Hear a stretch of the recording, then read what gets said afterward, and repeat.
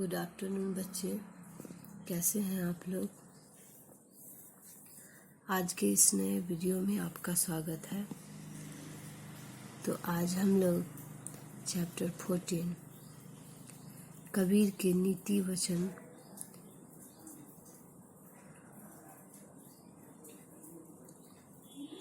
वचन के बारे में अध्ययन करने से पहले हम लोग संत कबीर जी के जीवन दर्शन के बारे में अध्ययन करेंगे। तो कबीर का जन्म तथा माता पिता को लेकर विवाद है।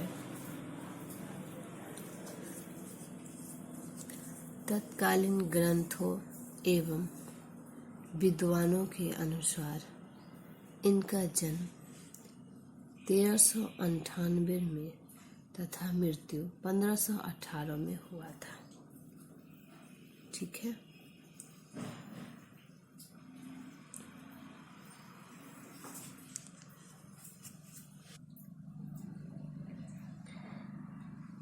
कबीर या भक्त कबीर 15वीं सदी के भारतीय रहस्यवादी कवि और संत थे।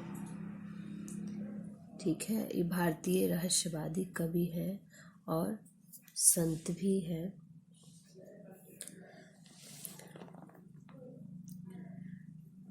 तो कबीर जी रहस्यवादी कवि और संत थे।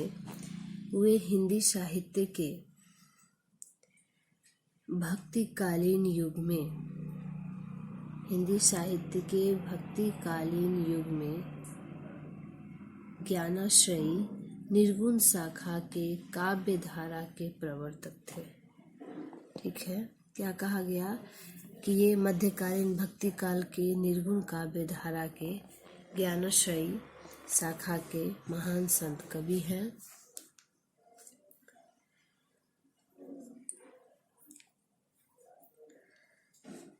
ये निर्गुण शाखा के काव्य धारा के प्रवर्तक थे। इनकी रचनाओं ने हिंदी प्रवेश के भक्ति आंदोलन को गहरे स्तर तक प्रभावित किया। उनका लेखन सिखों के आदि ग्रंथों में देखने को मिलता है। ठीक है, इनका लेखन सिखों के आदि ग्रंथों में देखने को मिलता है। कबीर जी हिंदू धर्म व इस्लाम को न मानते हुए धर्म निरपेक्ष थे। क्या कहा गया कि वे हिंदू धर्म व इस्लाम को न मानते हुए धर्मनिरपेक्ष थे। उन्होंने समाज में फैली कुरीतियों, कर्मकांडों, अंधविश्वास की निंदा की। ठीक है, इन्होंने समाज में फैली कुरीतियों, अंधविश्वास, कर्मकांड, पूजा पाठ आदि का निंदा करते थे और सामाजिक बुराइयों की कड़ी आलोचना की थी। ठीक है, सामाजिक बुराइयों की कड़ी आलोचना की थी। उनके जीवन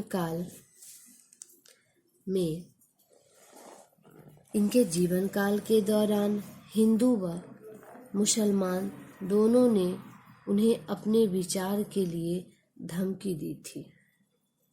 ठीक है, इनके जीवन काल के दौरान हिंदू व मुसलमान दोनों ने उन्हें अपने विचार के लिए धमकी दी थी। कबीर पंथ नामक धार्मिक संप्रदाय इनकी शिक्षाओं के अनुयायी है। क्या कहा गया कि कबीर पंथ नामक धार्मिक संप्रदाय इनकी शिक्षाओं के अनुयायी है। इन्होंने अपनी रचनाओं में धर्म के नाम पर होने वाले पाखंडों का विरोध किया।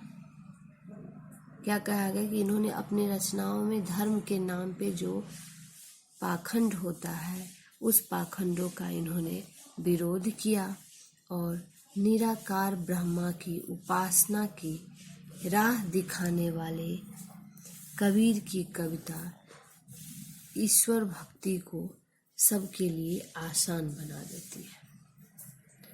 जैसा कि हम लोग जानते हैं कि ये निर्गुण भक्ति धारा के कवि हैं, तो कहा गया कि निराकार ब्रह्मा की उपासना की राह दिखाने वाले कबीर की कविता ईश्वर भक्ति को सबके लिए आसान बना देती है। सामाजिक भाईचारे पर बल देने के लिए कबीर सरीखे कवियों में सांस्कृतिक सामंजस्य स्थापित करने में बड़ा योगदान दिया है। ठीक है, सामाजिक भाईचारे पे बल देने वाले कबीर सरीखे कवियों में सांस्कृतिक सामंजस्य स्थापित करने में बड़ा योगदान दिया है।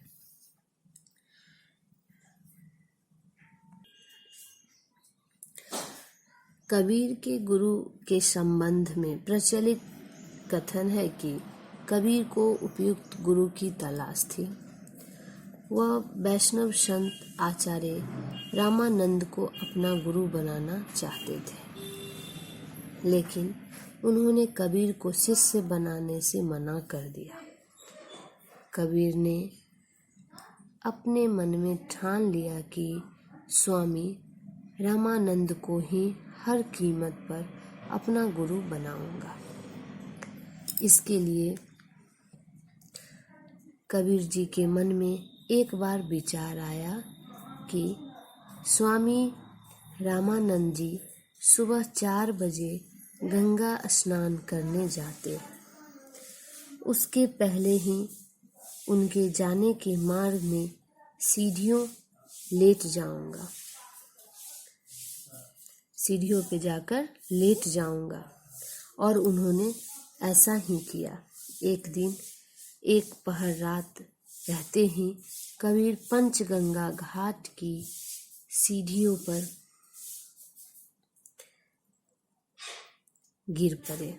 रामानंद जी गंगा स्नान करने के लिए सीढ़ियां उतर रहे थे कि तभी उनका पैर कबीर के शरीर पर पड़ गया। उनके मुख से तत्काल राम राम शब्द निकल पड़ा। उसी राम को कबीर ने दीक्षा मंत्र मान लिया। ठीक है, उनके मुख से जो राम राम शब्द निकला, उसी राम शब्द को कबीर जी ने दीक्षा मंत्र मान लिया और रामानंद जी को अपना गुरु स्वीकार कर लिया। तो प्रस्तुत अध्याय में कबीर ने हमारे समाज में अब भी प्रचलित धार्मिक भेदभाव तथा पाखंड पर करारा प्रहार किया है।